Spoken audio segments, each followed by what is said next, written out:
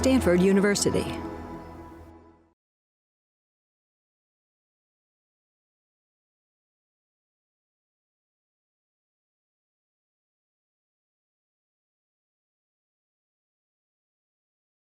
Welcome to Stanford Medicine's 11th Annual Contemplation by Design Summit. I'm Dr. Tia Rich, the founder and director of Contemplation by Design, and it is my distinct honor to introduce our next speaker, Dr. Roger Walsh, who will be talking to us about what can I do responding effectively in a time of crisis, debugging the source code of our crises and craziness. Dr. Walsh is a professor emeritus of psychiatry, philosophy, and anthropology at the University of California, whose research focuses on topics such as meditation, psychological well-being, wisdom, and the psychological roots of our global crisis.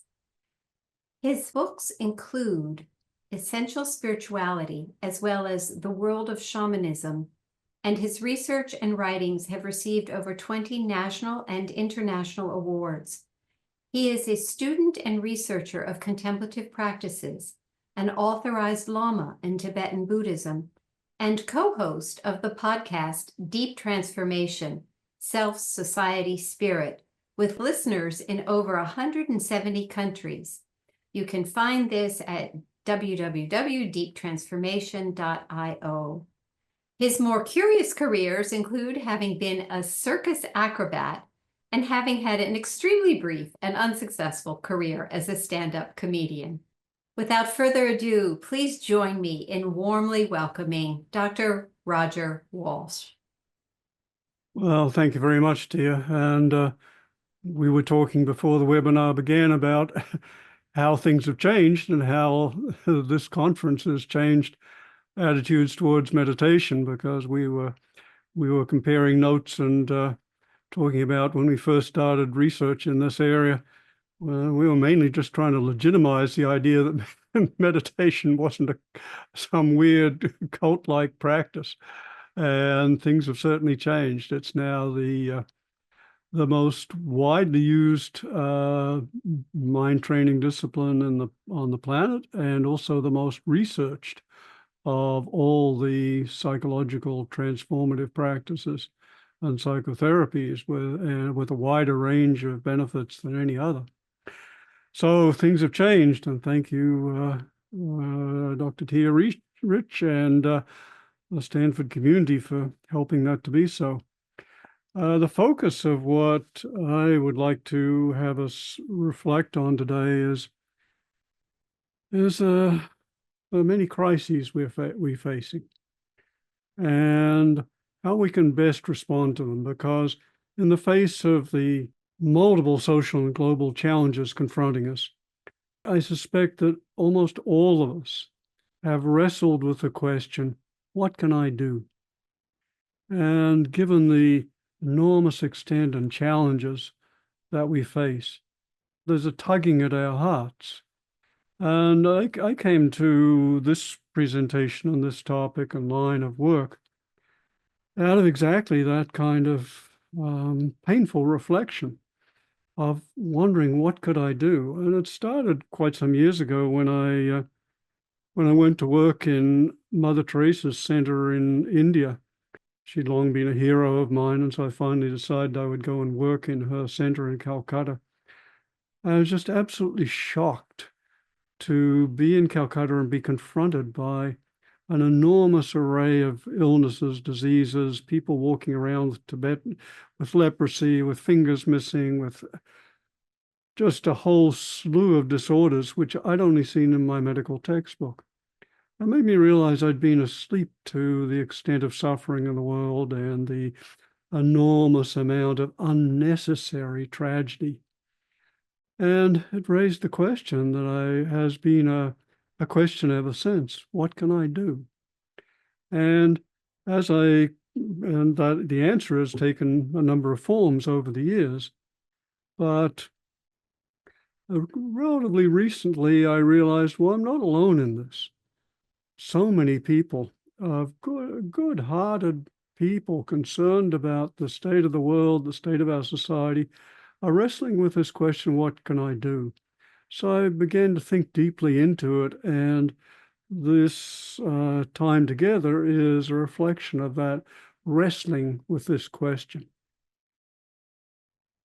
It speaks into one of the contexts of our times, that we're in a race between consciousness and catastrophe. And the potential catastrophes just keep multiplying. For 50 years more, we've known about that we're in a new era in human history in which, for the first time in history, we have the technology to destroy our civilization and our species. That came about at the end of World War II with the advent of nuclear weapons. But unfortunately, the potential tragedies and challenges just keep multiplying. A decade ago, who had even worried about artificial intelligence, or who had even heard much of things like hormone disruptors or forever chemicals? Yet today we swim in a sea of chemicals so numerous and so toxic that, as one epidemiologist said, and I quote, "There is no way we can have a normal brain today."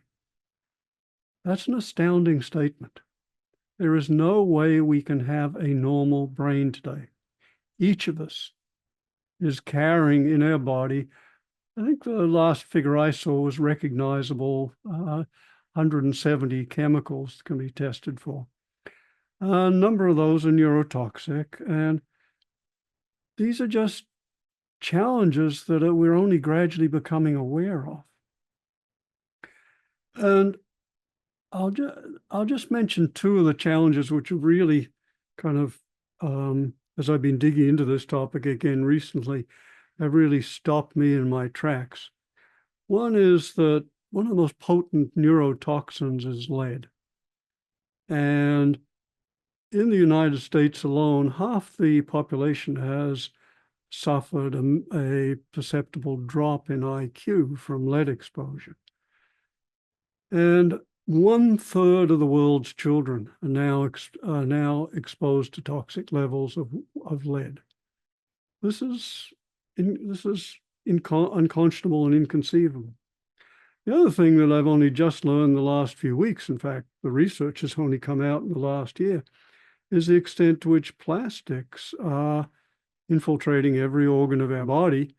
And tragically, this has only been published in the last few months, are concentrated in the brain. So we are, we don't even know what this is doing to us. I mention these things because I'm sitting with them. But of course, there are many issues we face. And whether it's nuclear weapons or pollution or ecological disruption or gene modification, there's a very real possibility of civilizational collapse. A catastrophe so inconceivably huge, it would dwarf anything in human history, doom billions to death and leave a minuscule minority struggling to survive. And people respond very differently to these facts. On the one hand, there's a sizable minority who respond with complete denial, thinking this is false media of one kind or another. And then there's apathy, and then there's a spectrum from optimism to pessimism, from the doomers and dystopians to the techno-utopians. But the outcome of the response to the challenges we're facing, the social and global challenges, is not predestined, and our fate is in our hands. No matter how bad or severe or drastic our challenges may be, it's our responses that will decide their consequences and our fate. And if that's so, and it is, it raises one of the great questions of our time and of all time. How can we contribute most effectively to help heal these crises? And this is a question that I assume that every one of us is wrestling with in some way, and that tugs at our heart. In the background, perhaps occasionally the foreground, but it's there. So what I want to do today is speak to these issues, and I want to point to answers, but not by offering a one-size-fits-all prescription. Rather, I want to pose some questions and offer principles which can guide each of us to find or to discover our own unique responses and our most effective contributions. And to do this, I invite you to ponder 4 questions and 10 principles. So here are 4 key questions to reflect on. First one is the obvious one: what can I do? Or how can I help? And it's a beautiful question, which opens us to the world's pain and calls forth our care and compassion, because compassion is born out of an undefended openness to suffering. But it's important to know what kind of question this is, because there are 2 very distinct kinds of questions. There are knowledge questions and there are wisdom questions. Knowledge questions have a one-time answer. Is it raining outside? Take a look out the window, end of the question. But wisdom questions are more like Zen koans. They're questions that each time you ask them have the potential for taking you deeper into the question, deeper into yourself, and deeper into life.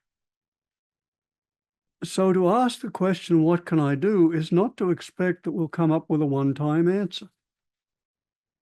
Rather, the questions can be repeated, and yet the answers may change and deepen as circumstances change and we deepen.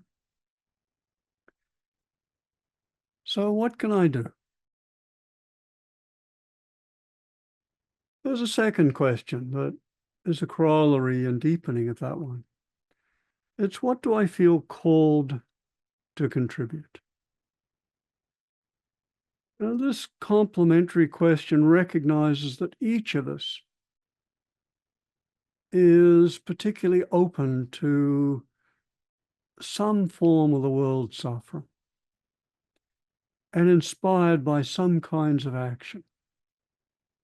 And we're far more likely to be energized and impassioned and to be able to keep going if we're doing something that calls to us and something that inspires us.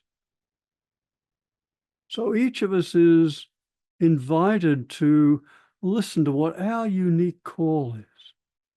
What is it that in the world and its pain that speaks to us? And what kind of action inspires us? And it's important to know that service doesn't have to be sacrifice. It's okay to have a good time as we're contributing. In fact, we're more likely to be effective if we're having a good time. So first question, what can I do? Second question, what do I feel called to do? Third question, which complements and fills these out, is, what's the most strategic thing I can do? What kind of contribution will leverage my offering for the greatest impact? What we want to do is we want to trim tab. And you may well have heard of the concept of trim tabbing, introduced by Buckminster Fuller, and it speaks to the idea of applying pressure or force at the most strategic place to have the maximum impact. There's a beautiful example of that. If you look at the rudder of a big plane like a 747, at the back of the rudder of the plane, you'll see a little rudder in the rudder. That's a trim tab. You can't, there is no way to have enough hydraulic pressure to move the rudder by itself when a plane is moving at 500 miles an hour. But if you turn the little trim tab one way, the rudder moves the other way, and the whole plane moves that way. That's trim tabbing. And Buckminster Fuller, who did so much good, has on the epitaph on his tombstone, "Call me trim tab." He was a man who was always looking for the most strategic contribution he could make, and he had over 1,000 patents, I think, and certainly he made his contribution. So that's what we want to look for our place. And following a very ancient idea here, think of Archimedes, the great Greek inventor, who said, "Give me a place to stand and a lever long enough, and I will move the world." That's what we're looking for, our place to stand so that we can move the world. And maybe it's a little way, but if we can, so we can optimize our impact. And to do that, to optimize our impact, requires, as I will speak to in a little while, recognizing the deep roots, or as I said in the title, the source code of our crises and craziness, so as to see what really helps. But before getting to that, there's a final and fourth question. And this one really deepens the whole inquiry. So question number one, what can I do? Two, what do I feel called to do? Third, what's the most strategic contribution I can make? Fourth, how can I live my life so as to be an optimal instrument of service? Now we're looking not just for a single contribution, but for a life of contribution. And this means not only recognizing our most strategic contributions now, but also exploring how to cultivate our capacities and form our lives so as to see more clearly and act more effectively throughout life. I mentioned the Buckminster Fuller, and Buckminster Fuller, of course, is known as this incredible inventor and engineer and genius. But in his 30s, he went through a really an existential crisis. He'd just lost a child. His business had failed, and he was seriously contemplating suicide. And he stood on a bridge and asked himself, what would make life worth living? And he had what he describes as an epiphany and said, a life-changing insight. And he said, what would make life worth living is finding out how much good one person can do. And I call that the Buckminster Fuller game. How much good can I do? It's a beautiful, beautiful radar, a honing or North Star for a life. It's like, okay, that's a game worth playing. How much good can I do? And this, of course, is an update of something we'll get into a little more up down the line, but it's a contemporary version of the Bodhisattva aspiration, the highest Buddhism's ideals. So I invite you just to reflect, maybe take a moment, and just feel in, close your eyes if you like, and it's safe. Just feel in, what do you feel called to contribute?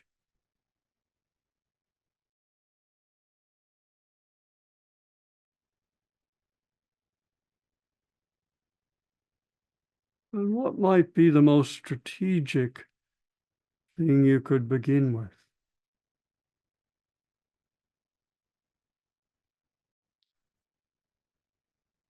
And here's a question to reflect on. Is there something you could do during this conference, or even right now, during our dialogue, to begin becoming a more effective instrument of service? Is there something you could do right now to begin the possibility of becoming a more effective instrument of service?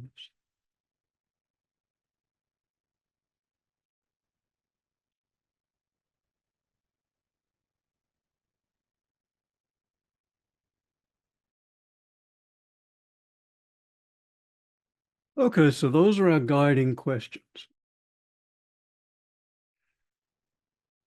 What I'd like to do now is to suggest that some general principles that are very helpful in finding one strategic contribution.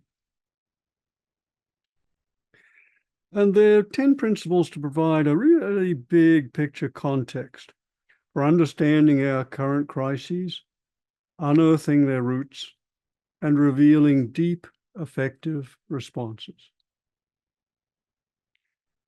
First principle, and there are 10 of these. First principle, it's really valuable to know that all civilizations face recurrent threats and require creative responses. Yes, things like COVID and nuclear weapons and widespread ecological collapse are crises unique to our times. However, they are novel variations of a recurring story. Civilizations require enormous energy and ingenuity to create and to maintain. And as the historian Arnold Toynbee pointed out, civilizations confront multiple challenges, and each challenge must be met by a novel response from what he called a creative minority. This is the small group of people that first recognizes a new threat, innovates solutions, and then inspires the conventional majority to also recognize the threat and adopt the solutions. So the creative minority feels into and is aware of challenges. They become aware of the issues of a time.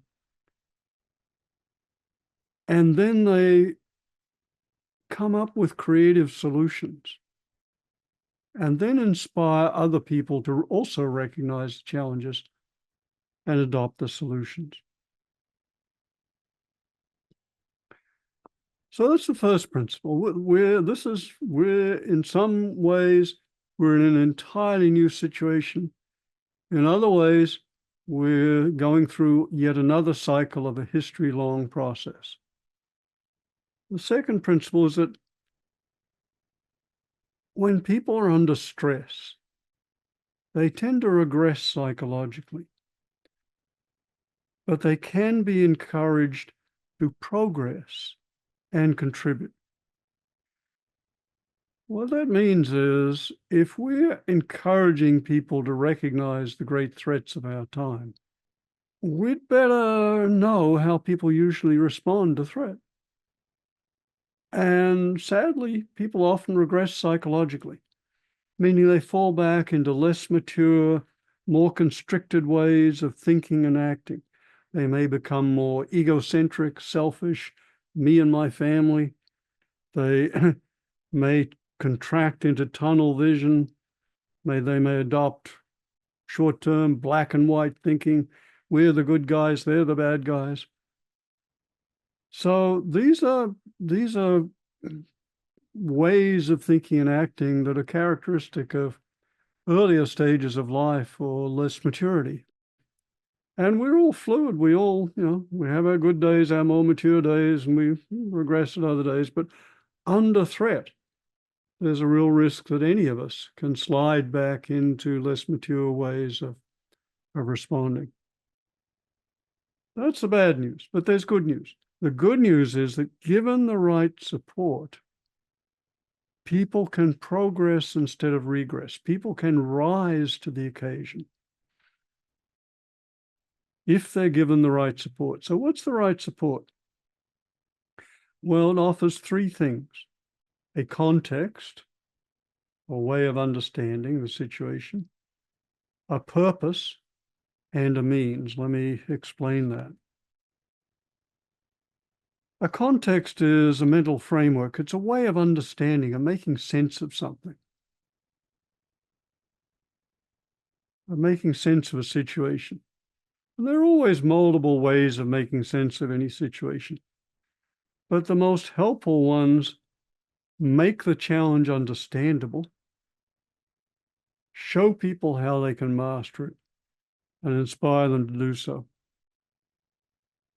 So, for example, if we were to give people a context or a way of a framework for understanding these big challenges, which might help them not to regress, but to rise to the occasion, we could explain, for example, the first principle we just discussed, that all civilizations go through challenges. So yes, resource depletion and climate change and nuclear weapons are a huge threat.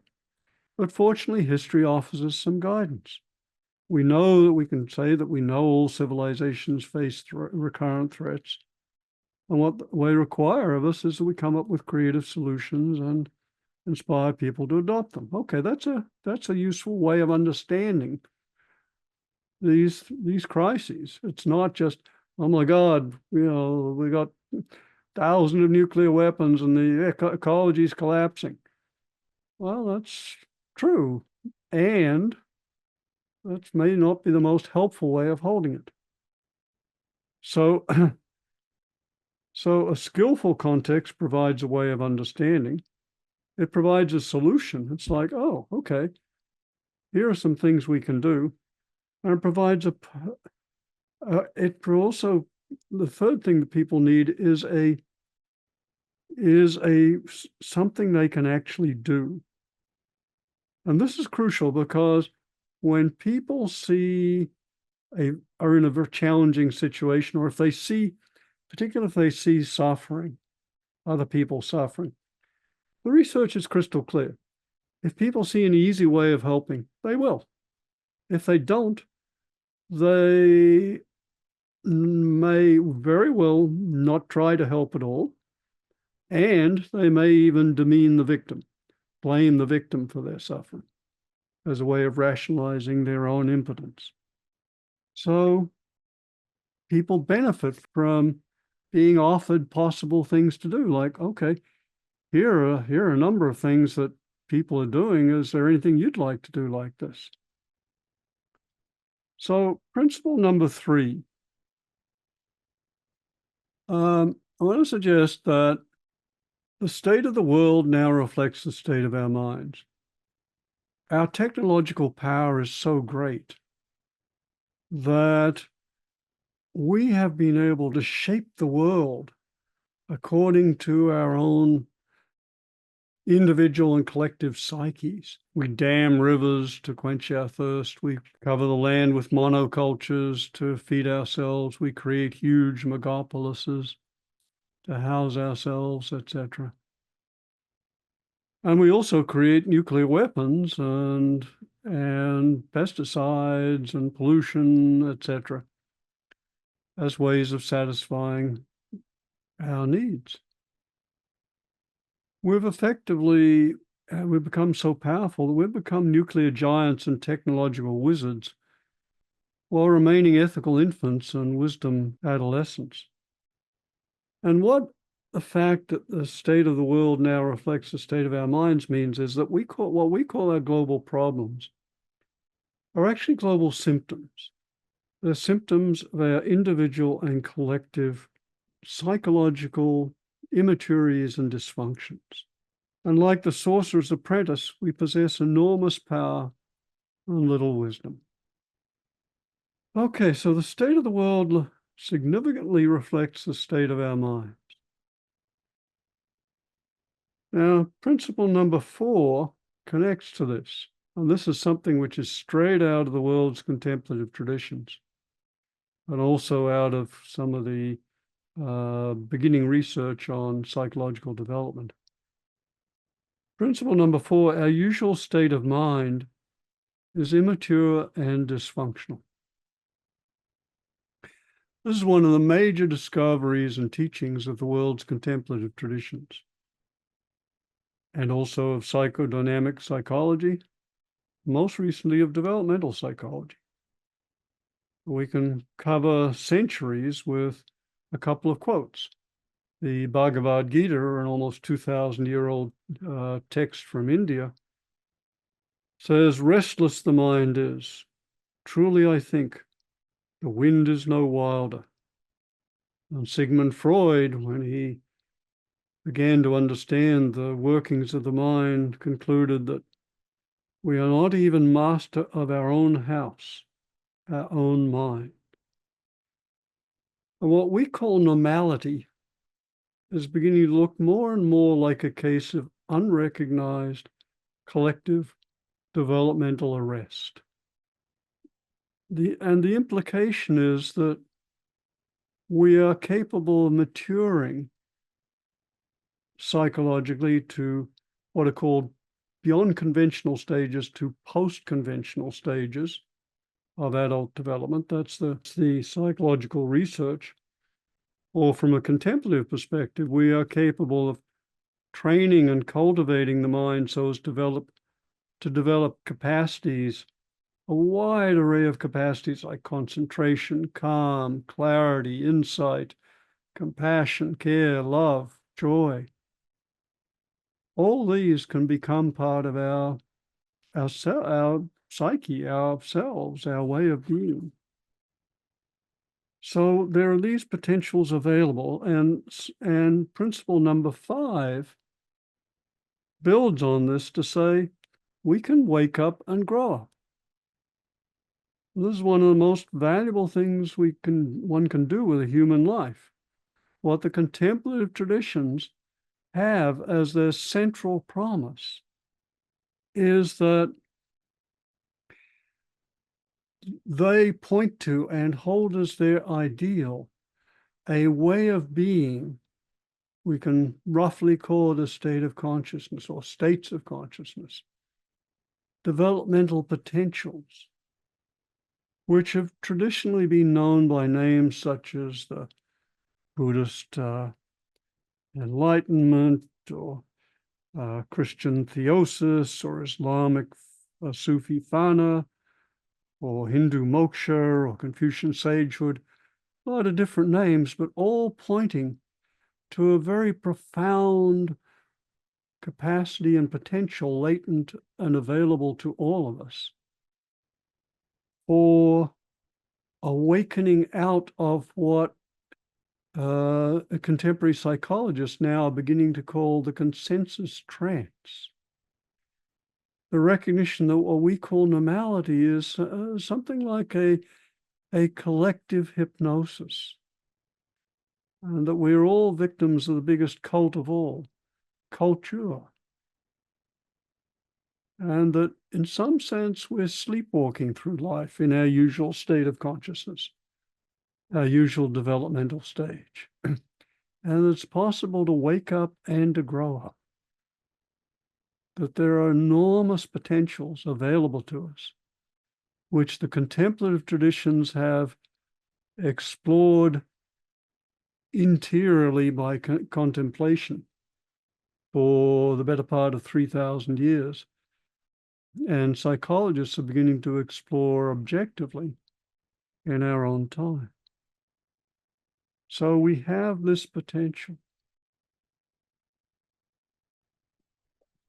So first principle, all cultures, civilizations face recurrent threats. Second principle, people tend to regress under threat, but can be given ways to grow and rise to this occasion.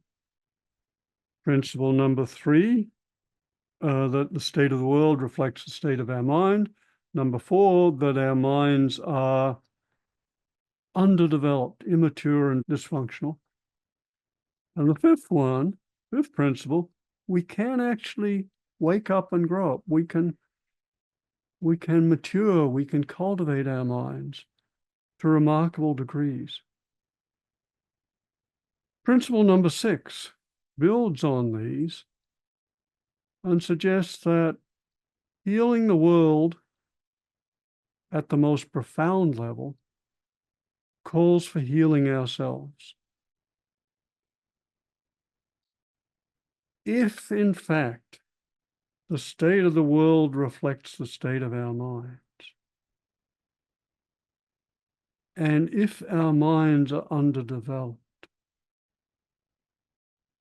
then the implication is that if we are to really effectively respond to, ameliorate, and heal our contemporary global crises, we are going to not only have to do things in the outside world like feed the hungry, and reduce nuclear stockpiles and reduce pollution and find ways of stabilizing the climate, etc. Yes, we're going to have to do all those things. And we need to address the psychological, individual and collective psychological immaturities and dysfunctions which created these problems in the first place. Otherwise, we are going to be treating only symptoms and not the actual causes.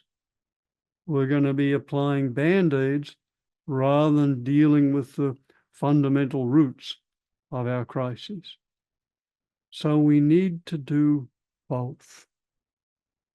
And that requires that we heal ourselves, because to deal with the underlying psychological roots requires that we heal those roots, those dysfunctional causes in ourselves. So an essential step then is to heal and awaken our own minds so that we can more effectively heal and awaken other minds. And with that recognition, we have rediscovered for ourselves one of humankind's highest and most encompassing ideals, the Buddhist bodhisattva aspiration. And a bodhisattva is technically an enlightening being, someone dedicated to healing and awakening themselves and others. And the bodhisattva aspiration is as profound and encompassing as any other human ideal. In fact, it may be the highest ideal the human mind has ever created. It is the dedication to awaken and heal ourselves as fully as possible in order to help awaken and heal all conscious creatures as fully as possible. That is an entirely encompassing and idealistic aspiration. This, Buddhists in particular and contemplatives in general, is the way to heal most effectively, to heal most deeply, and to cure most radically. Principle number 7 acknowledges the magnitude of this aspiration. And it says, this is not a time to play small. Our society is in turmoil, our planet plundered, our civilization at risk. Why would we want to do anything less than heal the deepest roots of our multiple crises? And if that takes becoming a bodhisattva, so be it. Now, of course, when we come up with an aspiration such as to help heal at the deepest level, we're likely to run into our limiting beliefs. But the limiting belief is just a belief which says, I can't, I'm too this, or I'm too that, or I don't have enough, or I don't, it's whatever it is. And it's just a belief that can act as a self-fulfilling prophecy and limit our own capacities and contributions. First, the bodhisattva aspiration, this aspiration to help heal and contribute as fully as possible and as profoundly as possible, is simply an aspiration. But eventually it becomes a recognition that this is what we most deeply want to do. And that's one of the most profound aspects and realization of the bodhisattva aspiration, that when we really look deeply, when we really explore our own psyches, our own motives, at the very deep level, we find that our deep aspiration is to live as fully as possible, to become all that we can be, and to help and heal others live fully and free of suffering, and to reach the fullness of their potentials. It's a beautiful turning point on the contemplative path, when one realizes that the aspirations and ideals we've been trying to cultivate are actually what we most deeply want. And then they become increasingly a spontaneous expression of who we really are and who others really are. Principle number 8, effective responses address both symptoms and causes, inner and outer. If we are to respond effectively to the many crises careening towards us, we'll need to treat both the symptoms and their causes. In fact, we'll need to treat as many symptoms and causes as possible. Because the reality is, if we just handle one of these existential crises we're facing, if we just say manage to eliminate nuclear weapons, that would be wonderful.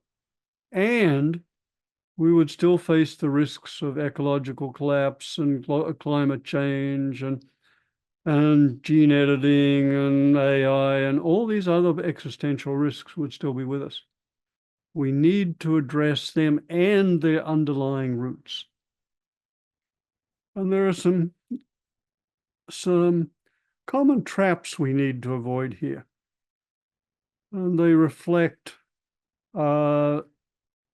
less encompassing ways of thinking.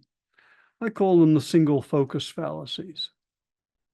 One is the single issue fallacy. That's the fallacy of thinking, well, the real issue we face is, and then fill in the blank, nuclear weapons, pollution, global warming, climate change. Well, that's the issue. We've got to solve that. And in point of fact, we need to solve multiple issues.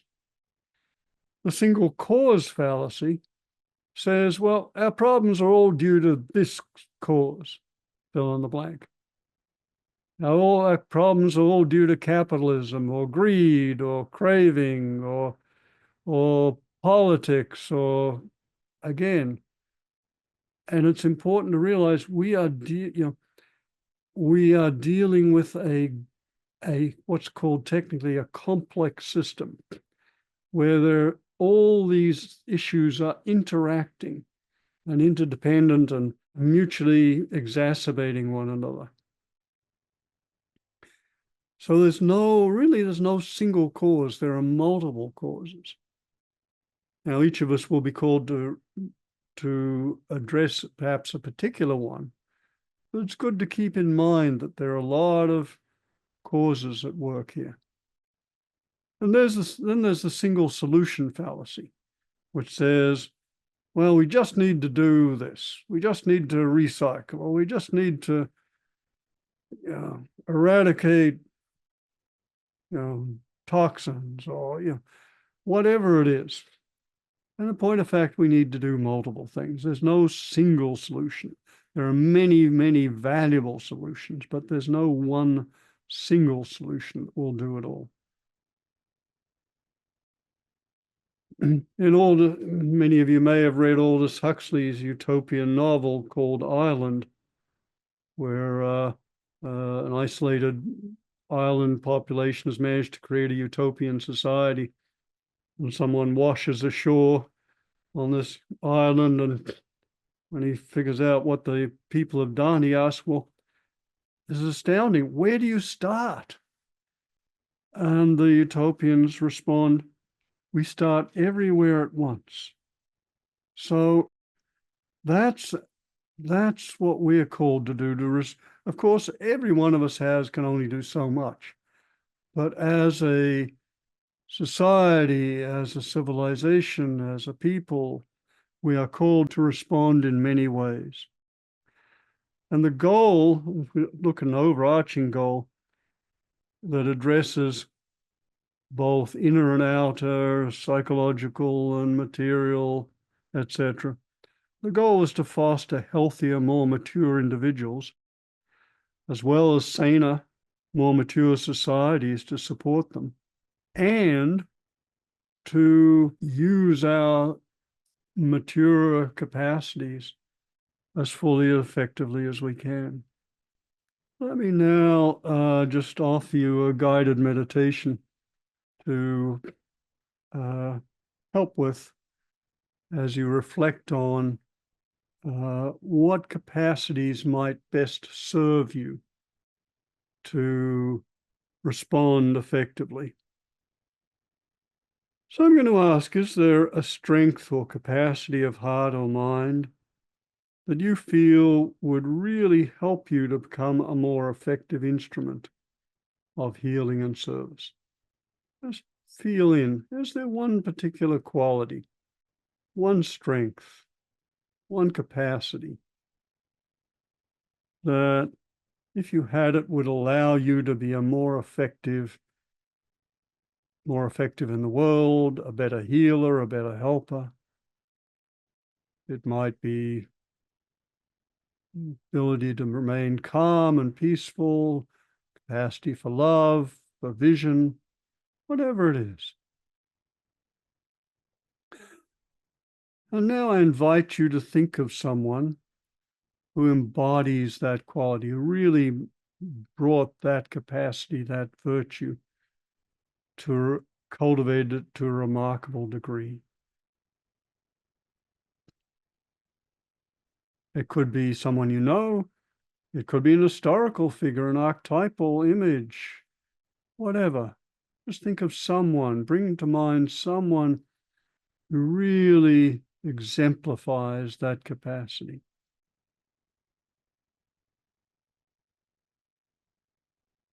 And see that person in front of you.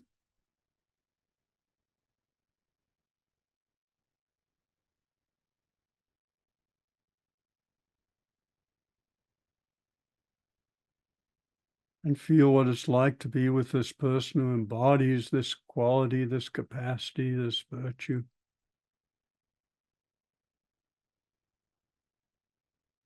And now bring the image of this person closer and closer until they merge with you,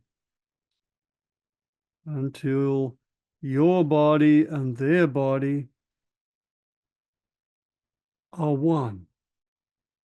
Your mind and their mind are one.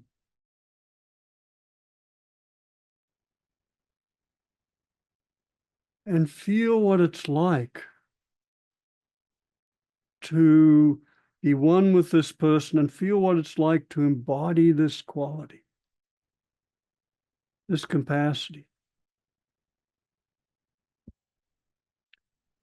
And as you feel what it's like to embody that capacity, notice that there's probably a body posture that's associated with it. And allow yourself to adopt that body posture, and even to exaggerate it slightly. And just take a moment to feel what it's like to have that quality and to embody it and to be in that slightly exaggerated body posture that expresses it. And just feel that for a moment. And now, if you like, imagine yourself in some situation in your life expressing that quality, that capacity, that virtue.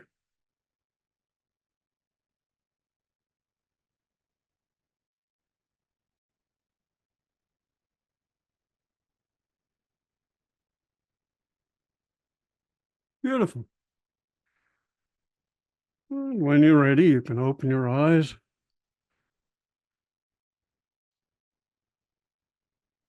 But try to, as you open your eyes, see if you can retain that quality with you. So you might maintain the body posture that goes with that capacity. So you're not just having an experience and then letting it go. You're actually bringing it into the rest of our time together and the rest of the day, and in some way, the rest of your life. And know that this is a very brief meditation, but it's potentially a very powerful one. And there's research showing that when you visualize and identify with a person embodying a particular characteristic, you do tend to take that characteristic on. So know that this is a potential, very simple meditation. You can do in a few minutes. You can do it multiple times with multiple capacities. It's a very essentialized form, a meditation that's common in a variety of traditions for doing exactly this. So let's review for a moment. Let's go over the 8 principles. Principle number 1, all civilizations face recurrent threats and require creative responses. Principle number 2, people tend to regress under threat, but can be assisted to progress and contribute. Principle number 3, the state of the world reflects the state of our minds. 4, our usual mind state is immature and dysfunctional. Principle 5, we can overcome these immaturities and dysfunctions. We can wake up and grow up. Principle number 6, healing the world calls for healing ourselves. To heal and help at the deepest level requires that we wake up and grow up. Principle number 7, this is not a time to play small. Principle number 8, effective responses address both symptoms and causes, both inner and outer. Principle number 9, this comes to sacred service. So I've suggested that to really heal and help at the deepest level asks a lot of us. It asks that we look how we can be and build our skills most effectively in the world. It asks that we mature, grow, actualize, awaken. That's a lot.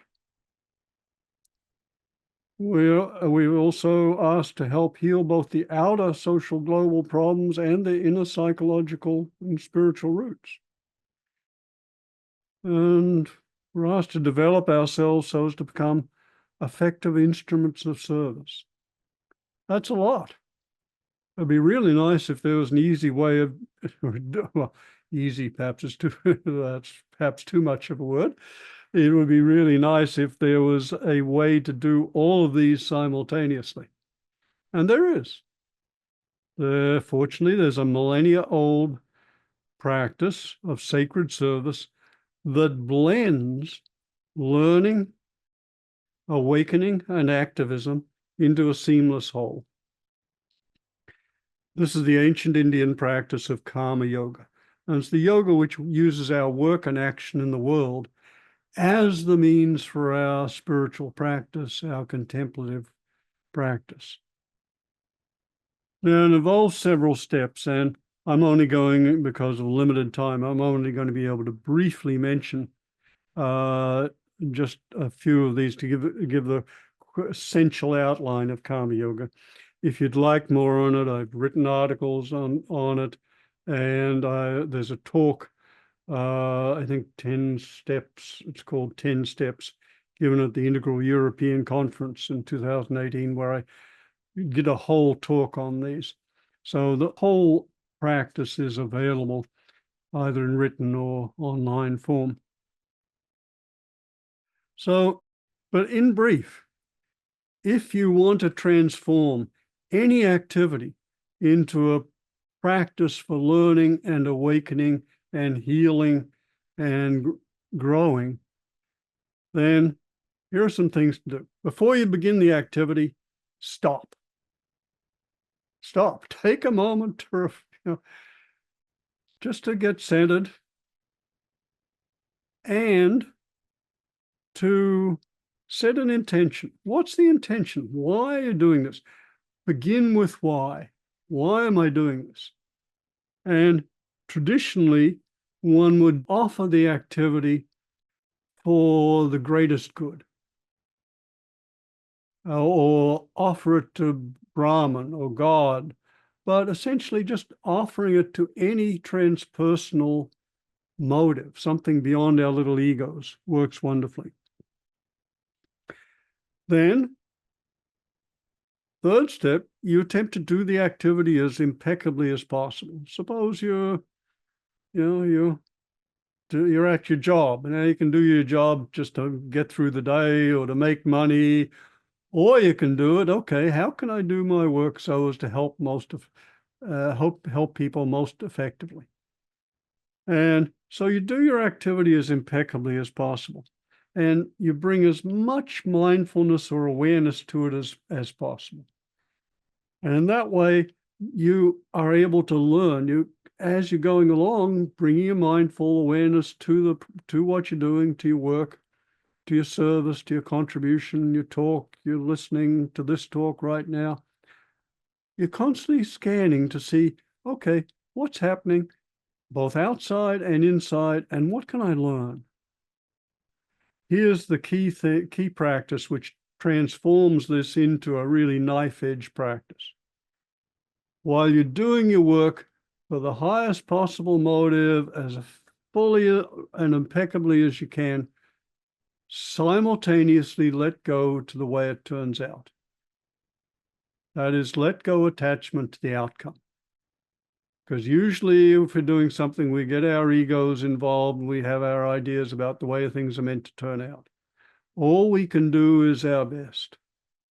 It may or may not turn out the way we want, but if we let go attachment to the way it turns out, then we are undermining egocentricity, reducing craving, pride, those kind of problematic states. And we are doing what traditionally is called purification. Okay, at the end of the activity, at the end of the day or whatever it is, or the end of your talk or listening, whatever, stop again. Take a moment to reflect. What did you learn? What could be done better? Or how could this be more effective, etc. And there's the final step. Just set the intention to offer any of the benefits for the welfare and awakening of all. This is like your aspiration at the beginning and the end is that this serve the benefit of as many people as possible. And with Karma Yoga, we go into ourselves to go out into the world, and we go out into the world in order to go more deeply into ourselves. And we keep this cycle going of inner growth and learning and help and healing, and outer action and service and contribution.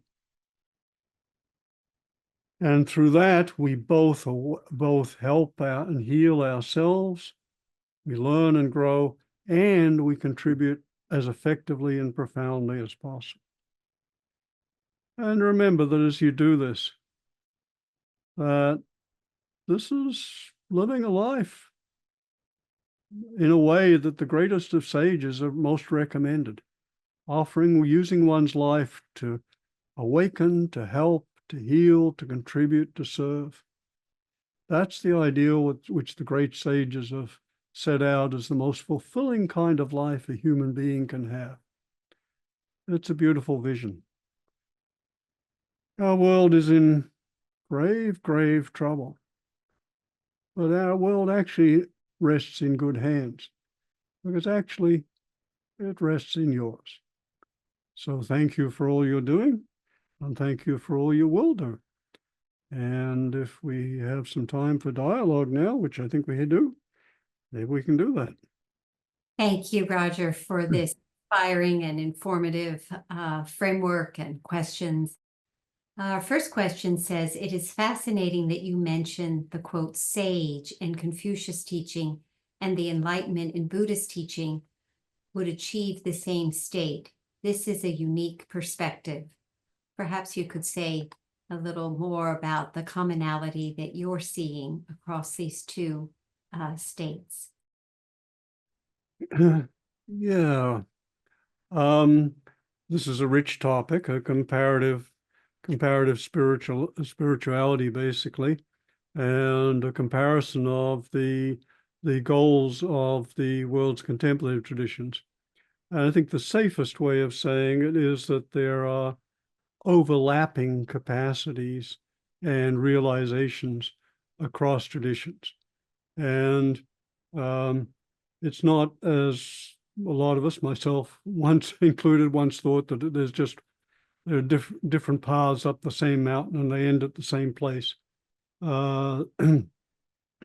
They can end up in similar places, but with unique flavors to each.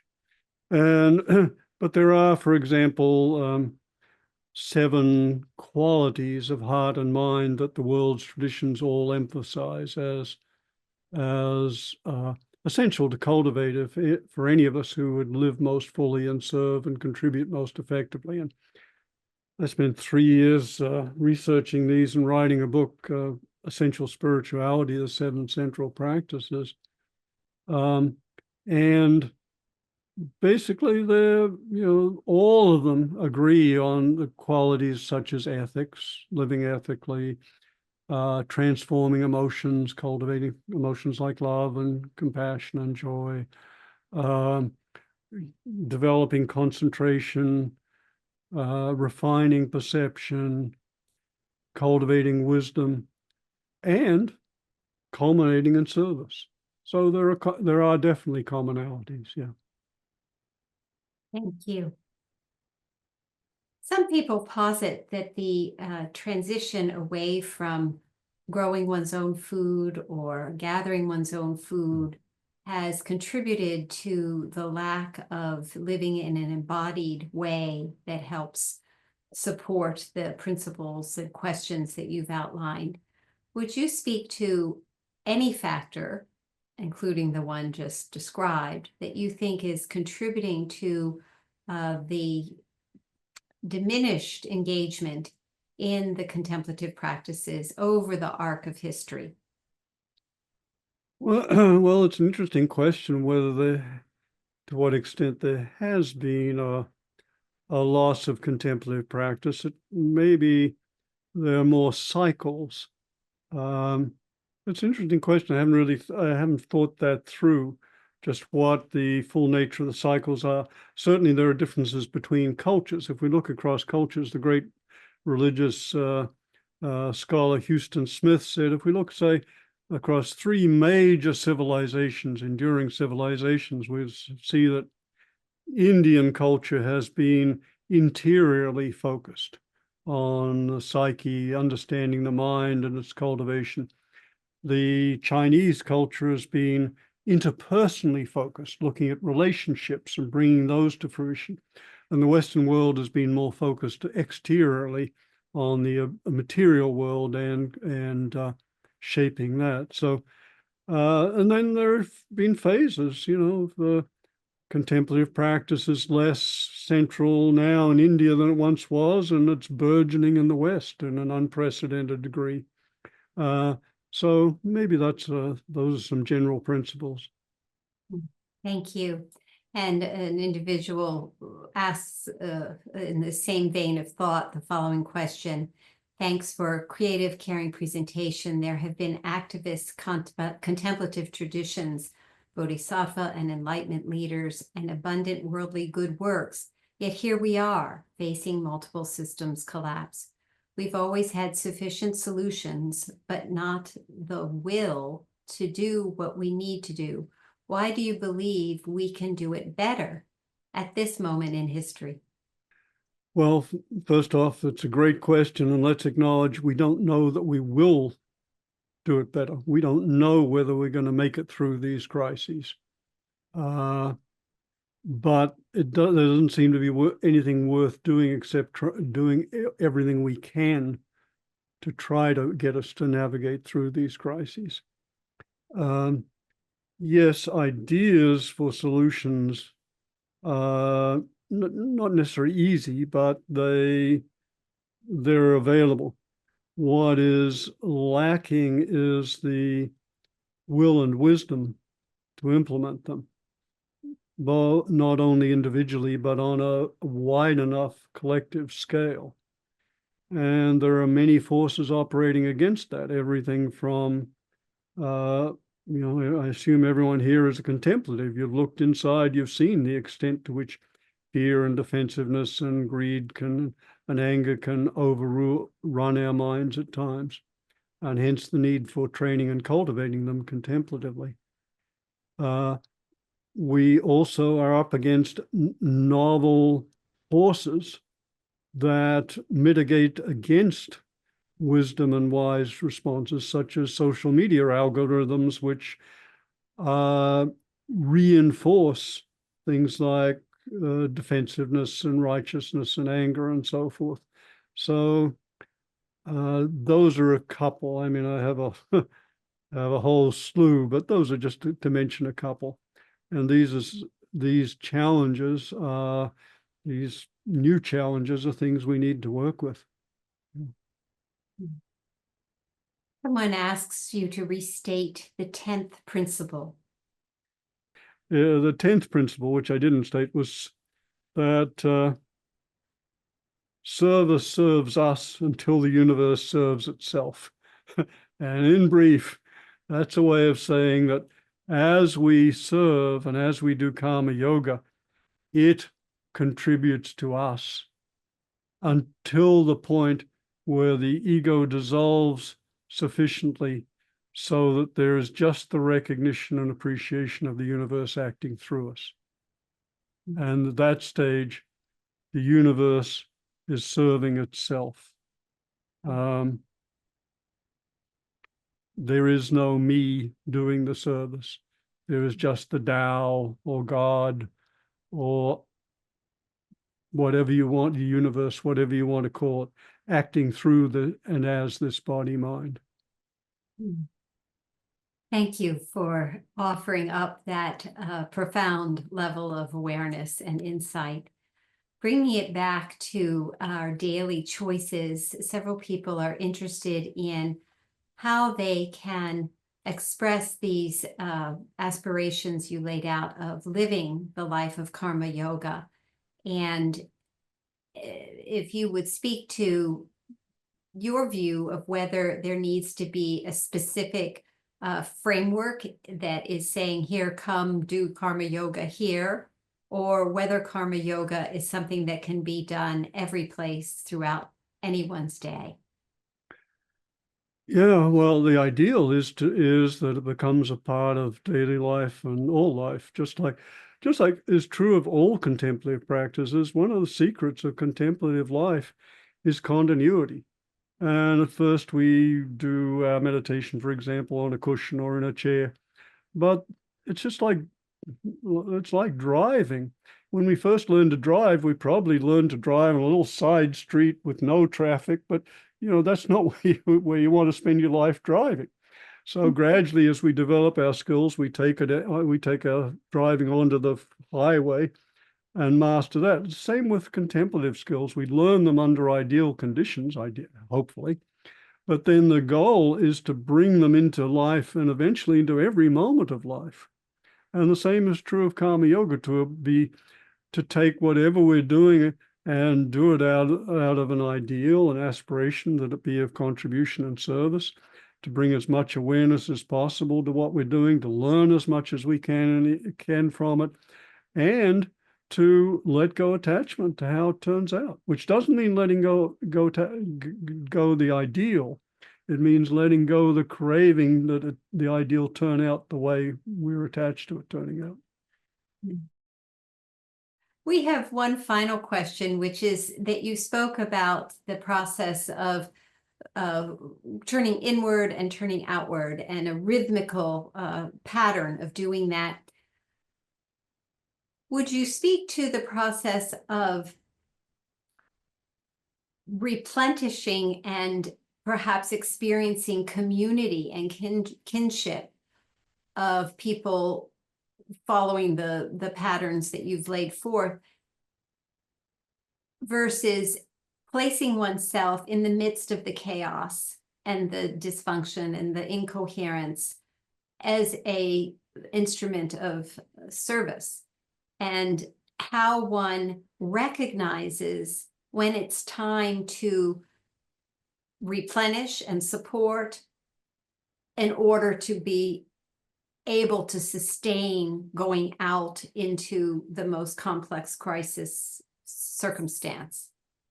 Beautiful. Yeah. Great questions. And there are two major questions in there. Let's deal with the second one first. The question of how do we know when we need to pull back, when the fire's too hot, when we need to renew to replenish? And the basic answer, as with so many answers, is our own experience. That that as we do contemplative practice, we become beautifully more sensitive to our own experience. Within our experience is an innate wisdom far greater than the little ego has. And we can tap into our own feeling at any moment and get a sense of what's called for. That's one of the beautiful discoveries of contemplative practice, that kind of inner guidance is available, that we have an internal radar, which is telling us in a feeling way what serves us at this moment. So the answer is turn within, ask yourself what's called for right now. It's always a great question. Second question is the first question there spoke to the role of relationship and community. And I thank you for bringing this up because I realize I didn't give enough attention to that. And I'll say that as I spent 3 years researching and writing the book, Essential Spirituality, the Seven Central Practices, looking again at what are the qualities of heart and mind that the greatest sages say are essential for a life well lived. What surprised me most was that every single tradition said for every single quality, if you want to develop this quality, this capacity, this virtue, hang out with people who have it. Consciousness is catchy. And it's really important to as part of it, as part of our well-being, even as part of our practice, to cultivate community. In Buddhism, it's called Sangha, the sacred community. There are many terms for it. But the sacred community, a gathering of or collective of like-minded, like-idealed people, is just wonderfully inspiring and nourishing and helping and healing and replenishing. So definitely to be part of, as to whatever extent we're called, to find those kind of people, to build that kind of community, and to live and enjoy and love and work with them in whatever way seems to serve best. And I will say, and one final thing about service,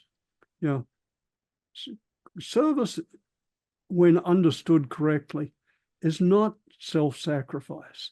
It's enlightened self-interest. When we serve ourselves. Yeah. Thank you for your profound and practical teachings, and we very much look forward to being with you again later today for your interactive workshop. Thank you for this introductory session. We're grateful to you, Dr. Roger Walsh. Thank you. Our pleasure. Thank you all for being together.